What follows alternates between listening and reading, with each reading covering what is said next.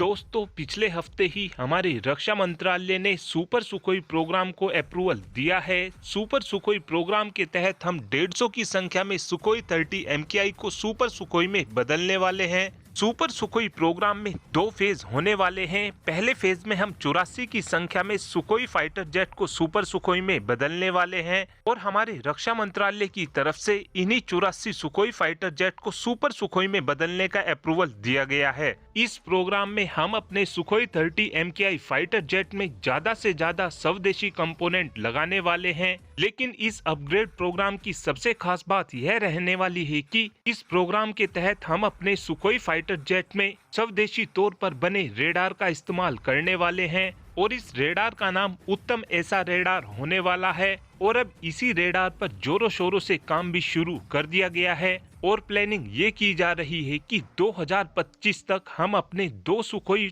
30 MKI fighter jet में सभी component को लगाकर अपने दोनों सुखोई 30 MKI की टेस्टिंग शुरू कर देंगे। लेकिन उससे पहले हमको इस रेडार को बनाकर तैयार करना होगा, जिसको लेकर अब DRDO और HAL की तरफ से बातचीत भी की जा रही है। लेकिन ये बात कहीं ना कहीं पूरी तरीके से कंफर्म हो चुकी है कि हम अपने सुपर सुखोई प्रोग्राम में गैलियम नाइट्राइड रेडार का इस्तेमाल करने वाले हैं, जिससे हमारे सुखोई फाइटर जेट को वो बेजोड़ पावर मिल जाएगी जो इस समय किसी 5th जनरेशन के फाइटर जेट में होती है। और जो ये गैलियम नाइट्राइड बेस्ड रेडार होते हैं, इनका इस्तेमाल 5th जनरेशन के फाइटर जेट में किया जाता है। और अब HAL और DRDO की तरफ से ये प्लान किया जा रहा है कि हम 2 से 3 रेडार को बनाकर तैयार करेंगे और बाद में इन 2 से 3 रेडार को हमारी वायुसेना को दिखाया जाएगा और जिस भी रेडार को हमारी वायुसेना सेलेक्ट कर लेगी, उसी रेडार को उन 2 सुखोई फाइटर जेट में लगाया जाएगा,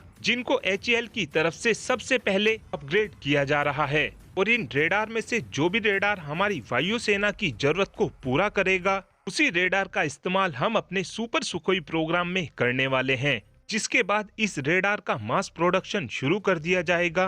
और जो इस समय हमारे सुखोई 30 MKI फाइटर जेट का नोज कोन है, उसमें 1400 से 2100 TR मॉड्यूल के रेडार को लगाया जा सकता है और इसीलिए ही 2 से 3 रेडार को बनाया जा रहा है। और अगर हम 2100 TR मॉड्यूल वाले रेडार को अपने सुपर सुखोई में लगा लेते हैं तो हमारा सुपर सुखोई इतना दमदार हो जाएगा कि वो काफी आराम से हमारे एमका फाइटर जेट के रेडार को टक्कर देगा, क्योंकि हम अपने एमका फाइटर जेट में भी गैलियम नाइट्राइड रेडार का ही इस्तेमाल करने वाले हैं। इस रेडार की मदद से हम काफी आसानी से अपने सुपर सुखोई फाइटर जेट से दुश्मन देश के फाइटर जेट को इजीली ट्रैक कर सकेंगे। लेकिन जितने ज्यादा TR मॉड्यूल लगे होंगे, उतना ही ज्यादा रेडार पावर का कंजम्पशन करेगी। इसीलिए हम अपनी रेडार को इस तरीके से बना रहे हैं कि इसके अंदर TR मॉड्यूल भी ज्यादा लगे हों, लेकिन ये रेडार पावर का कम कंजम्पशन करती हो।